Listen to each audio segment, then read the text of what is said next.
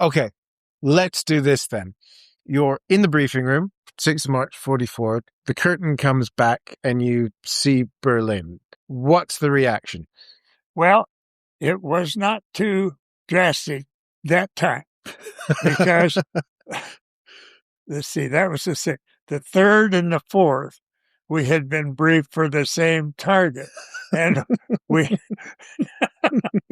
so we tried on those 2 days, but turned back. All those 2 missions never got to Berlin. But now we tried. The Germans knew we were going there. So what did they do? They moved all the fighters up into that area. On the 6th of March, we lost 69 heavy bombers.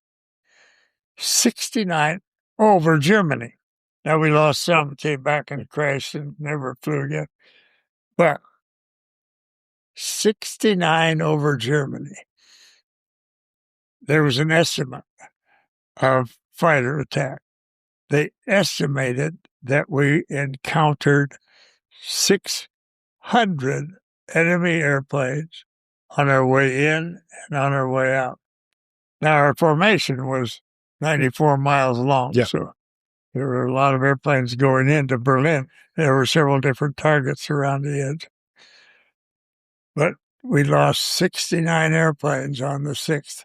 But we got to our target and decimated it. It was completely eliminated. It was an electrical equipment manufacturing company that first day.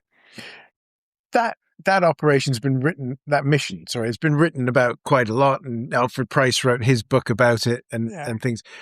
From you in the cockpit, did it mean something more that it was Berlin? Yes, it was exciting to be on that first mission to get there. When you come under attack,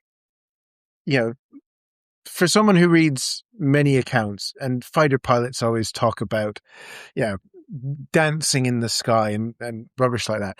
For a bomber pilot who knows you have to stay in formation, you need to keep steady, you need to give your gunners the best chance to defend. How does that feel, knowing that you can't do anything other than stay in formation when there's lots of stuff coming at you? Yeah, it was... When you're on the controls, you can't see what's going on out there. So, you're looking at that airplane that you're flying formation on. So you can't see all the fighters in the flak and that stuff. When we were in the target area in heavy flak, the fighters left us alone because they didn't want to get shot down by their own guns. So they stayed outside and waited for us to come out. So it was... we didn't have any fighter attacks in the target area. But it was scary, that, oh boy, there's nothing you could do about it to change it. When the fighters are coming at you or when you're in heavy flak, you just hoped they could hold together and get you out of there. Yeah. Hope that you're the right hole in the sky. And I think the formation saved lives. Example, on that first daylight raid on Berlin, the first time a mass of airplanes got there, we had 30 airplanes in our group that day, and we lost one. The 100th group, which was in our wing, and either flew ahead of us or behind us at all times, put up 30 and lost 15.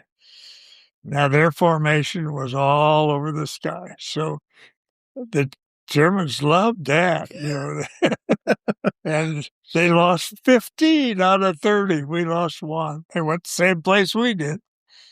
But they're getting the TV show. Yeah. Their nickname was the Bloody Hundred, and they deserved it. Yeah, they were pretty bad, their losses.